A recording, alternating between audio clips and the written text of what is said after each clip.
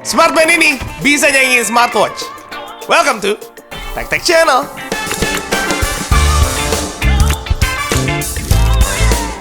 Hari ini gue akan review Huawei Band 9. Dan ini baru banget rilis. Jadi kemarin tuh gue udah nunggu-nunggu dari hari Selasa, Rabu, dan ternyata baru rilis Kamis 25 April. Gue beli di harga 499.000 dan gile, gue seneng banget sih sama harganya. Kalau gue dari boxnya nggak ada sesuatu hal yang spesifik banget mereka pengen highlight sebenarnya. Kalau misalnya gue sempat banding-bandingin sama Huawei 8-nya mereka, ini tuh secara bentuk, secara ukuran itu nggak beda jauh ya. Layarnya mereka udah AMOLED dan sama, Huawei 8 juga sebenarnya udah pakai AMOLED. Ukurannya juga sama, ada di 1,47 inch. Cuma gue nggak tahu ya, kalau ini gue ngeliatnya tuh rada melengkung sedikit. Baterai juga ketahanannya sama-sama aja, bisa sampai 14 hari kalau lo pakai ini dengan penggunaan normal. Sama untuk waterproofnya mereka sama-sama bisa 5 ATM, ya berarti ini tuh lo bisa bawa buat berenang. Ada perbedaan yaitu dari GPS-nya. Kalau yang kemarin itu GPS-nya kalau nggak salah ada sekitar 6, kalau sekarang tuh ada 9, jadi pastinya lebih lengkap. Ngecas juga keduanya sama sistemnya ya, masih sistem magnetik kayak gini, which is ya nggak masalah juga. Dari 4% gue coba sampai 100% nggak nyampe 1 jam udah full. Karena waktu 1 jam gue coba lihat 100. Dari segi desainnya apakah gue suka? Jawabannya jelas gue suka. Karena pertama dari segi bentukannya yang nggak kecil-kecil banget. Kalau misalnya kita banding-bandingin sedikit sama Mi Band, kayak rada nanggung ukurannya. Kalau ini tuh bisa dibilang smart band, bisa juga dibilang smartwatch. Buat strapnya, nah di sini tuh ada beberapa pilihan warna, ada pink, ada kuning, ada hitam, sama ada putih. Gue lagi mikir kemarin waktu beli, gue mau beli warna apa ya? Ya warna pink nggak mungkin gitu ya, dan akhirnya gue memilih warna kuning. Nah ternyata warna kuning ini strapnya memang ada beda sedikit karena berasa banget sportinya, ini bulat-bulat kayak gini. Kalau strap-strap yang lain tuh normal-normal aja.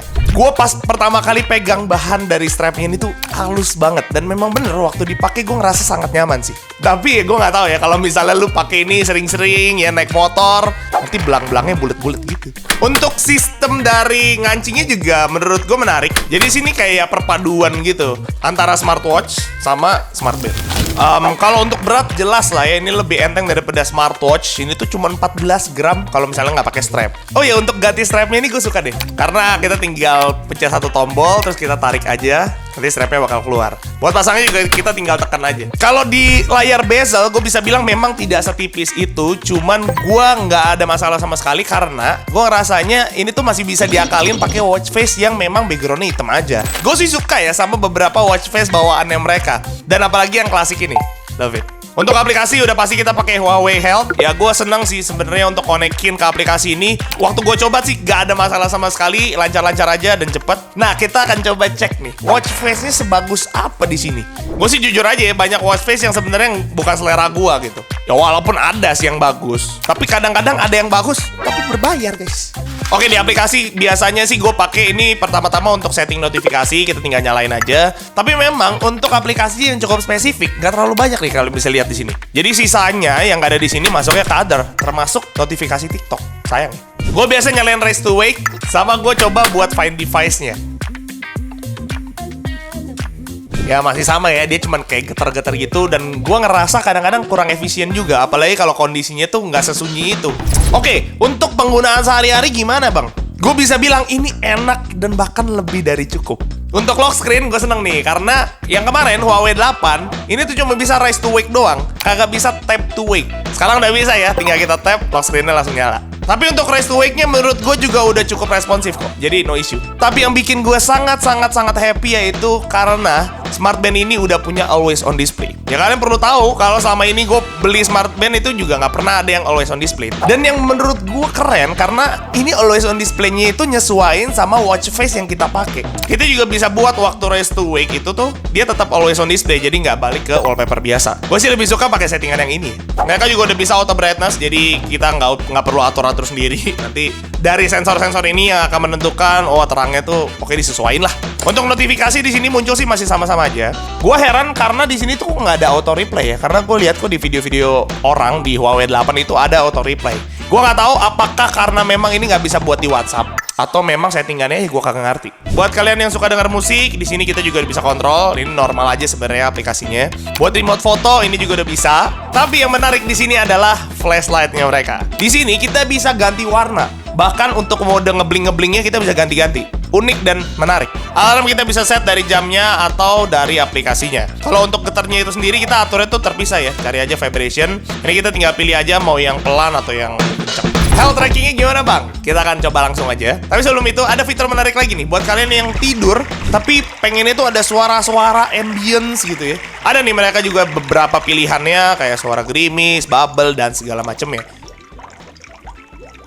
Tapi ada yang gue nggak suka juga karena sebenarnya dari musiknya ini tuh cuman ada 2 menit. Dia auto replay sih dan bahkan timernya pun kita bisa ganti-ganti. Cuman jadi berasa ada jedanya dan menurut gue kurang asik. Mendingan pakai YouTube yang 30 menit langsung. Jadi kemarin gue ada tidur pakai si smart band ini dan hari ini gue mau lihat sleep tracking gue. Oh no. Terlihat ya kemarin gue tidur 5 jam 18 menit. Terangan yang didapat di sini selalu ya pasti ada deep sleep, light sleep, REM. Tapi di sini waktu tidur gua itu masih below average. Dan kalau misalnya kita pencet ini ada keterangannya, bagusnya seperti apa, normalnya seperti apa. Kita lihat di sini, ini ada juga yang namanya nih sleep breathing awareness. Nah, oke, untungnya sleep breathing awareness gua normal, tuh resultnya normal ya.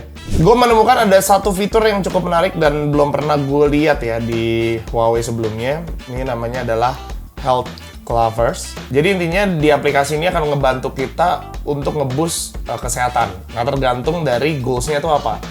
Kita lihat ya, ini goalsnya itu ada apa aja, kayak relaxation, ningkatin kualitas tidur lo, routine schedule, dan boost imun. Nih weight management juga ada. Let's say improve sleep. Ini kita coba, kita create plan. Jadi mereka kan coba bikinin nih buat kita. Set goal. Dia akan langsung jadinya kayak gini nih. Jadi setiap hari kita harus lakukan ini. Menurut gue ini fitur menarik banget sih. Dan yang terakhir, sport tracking. Ya, sebenarnya ini sejujurnya jarang sekali gue pakai. Untuk jenis sportnya di sini maksimal sampai 100. Tapi untuk masuk ke jam ini nggak bisa semuanya. Jadi kita bisa tinggal pilih aja. Kalian bisa tinggal edit nih, mau dimatiin atau dinyalain. Atau misalnya kalau misalnya nggak ada pilihan di sini, kalian pilih yang other. Nah, di situ kalian bisa pilih olahraga yang lebih banyak lagi. Oke, jadi gue akan cobain buat sport trackingnya. Gue bakal jalan di sekeliling rumah gue aja. Dan nanti kita akan lihat datanya itu kelihatannya bakal seperti apa. Oke, sekarang kita akan mulai. Pertama kita klik tombol ini, workout, dan outdoor walk. Nih GPS-nya cari dan... Nah, oke, kita mulai.